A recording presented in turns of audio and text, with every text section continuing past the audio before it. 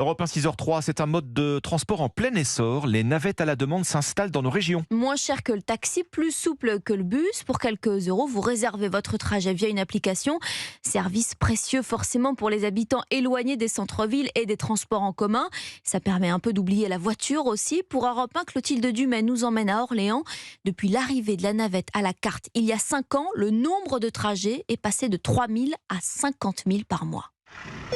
Comme presque chaque jour, Clémence s'assoit à l'une des 6 places de la navette qui la ramène du lycée à chez elle. Ça fait une quinzaine de minutes en navette et quand je peux pas la prendre, je mets 1 heure. Ce trajet, elle l'a réservé depuis une application mobile. Une adresse de départ et une adresse d'arrivée. On choisit l'heure et la date. L'algorithme se charge ensuite de regrouper un maximum de passagers en proposant au chauffeur le trajet le plus efficace.